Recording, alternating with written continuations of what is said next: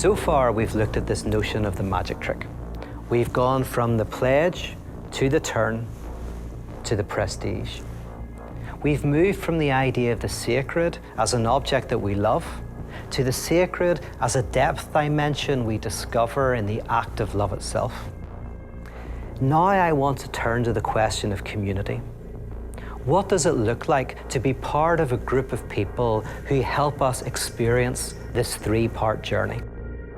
In order to do that, I want to start with a distinction between pleasure and enjoyment.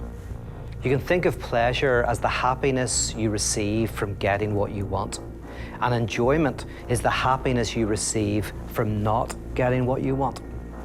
And to understand this, you can just think about a child at Christmas.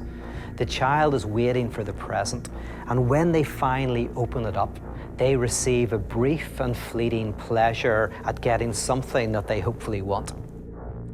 But they also get enjoyment in the run-up to Christmas, in the anticipation of the present. And that is something that is less fleeting, and actually something that brings a lot of pleasure. Like when you buy a holiday, you're not just paying for the trip, you're paying for the anticipation that it generates in the run-up to the trip. But the difficulty for many of us is that in our society, we are so focused on some absolute pleasure, some object that's going to satisfy us and make everything good, that we can't find enjoyment in our enjoyment. When we're focused on this, we're ultimately focused on a utopia and on a guru. The utopia is an undivided place that will satisfy us, and the guru is an undivided subject who will lead us to that utopia. Albert Camus gives us two interesting figures that reflect this notion of the utopia and the guru. The first is the conservative, the second is the revolutionary. The conservative is someone who looks to the past for some perfection that is lost, and they're dissatisfied in the present because it doesn't exist, and they want to bring that past back.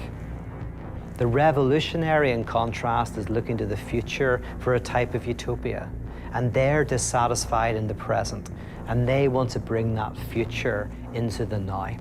So both of these figures are fundamentally tragic. They're not able to enjoy the enjoyment of struggle itself. They're focused on a goal, and ultimately, if they were ever to achieve the goal, they would find that it didn't satisfy as much as they imagine. In contrast to this, Camus talks about the rebel. Now, the rebel is someone who is creatively maladapted to the world. They aren't content with where they are, but they're enjoying not being where they are. They're enjoying the struggle itself.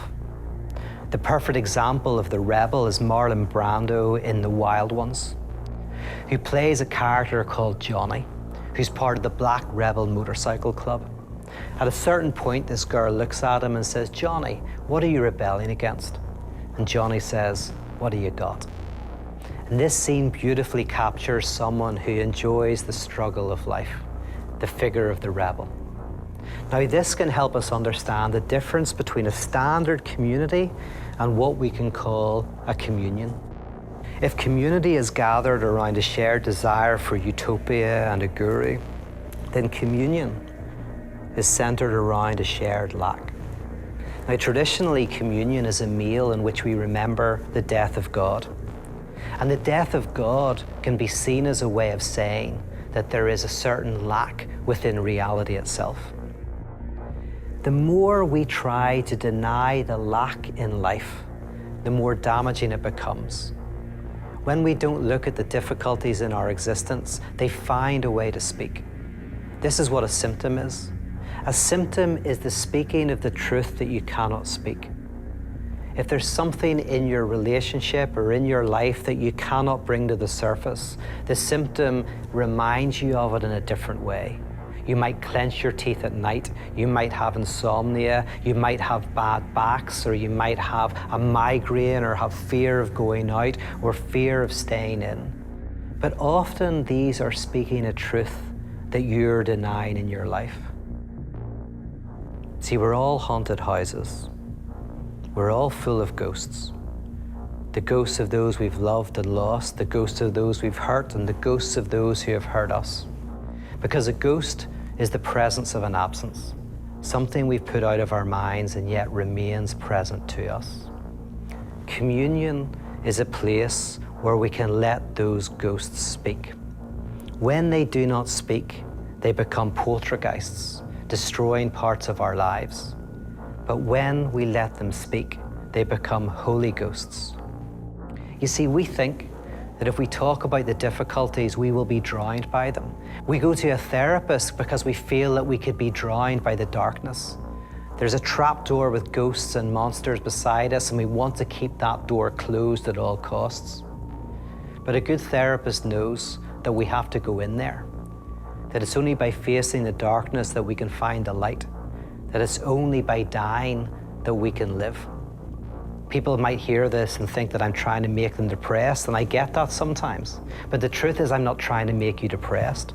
I'm telling you that you already are depressed, you just don't know it. Kierkegaard talks about the despair of not knowing you're in despair, the despair of holding all of that stuff down, and then it rises up in different ways. But if we're able to speak this, we will find that the yoke of that lack is light. A good example of this is the difference between a nightclub and an Irish pub. In a traditional nightclub, you have three things. You have alcohol, you have music, and you have people. If something terrible goes on in your life, you go to a nightclub, you drink to get drunk and forget it. You listen to the music, which is all pop music and very loud and talking about fame and money and desire. And then you talk to people in superficial ways because you can hardly hear them over the music. And that can help you temporarily, but the next day the suffering comes back, and so you have to go to the nightclub the next week and the next week and the next week. In contrast, in a good Irish pub, you have the same liturgical technologies. You have alcohol, you have music, and you have people, but to a different effect.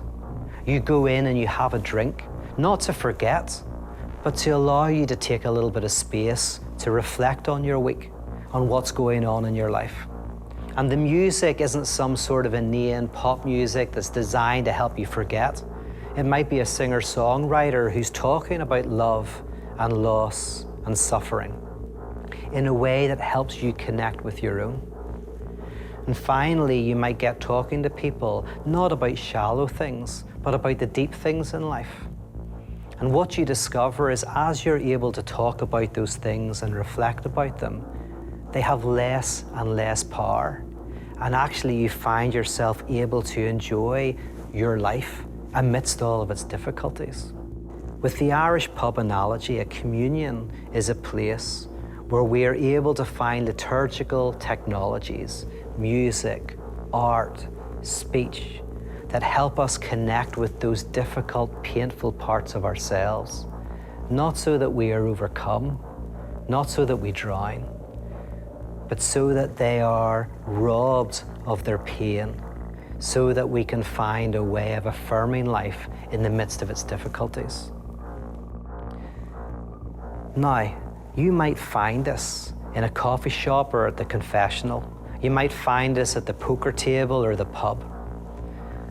But we all need these spaces where we are freed from this frenetic pursuit of the lost object, where we are free to simply be and speak the sufferings that we have, not so that we despair, but so that we can free ourselves from despair. And so the question is, where is that community for you? Where do you find communion? And if you haven't got that, where can you seek it out?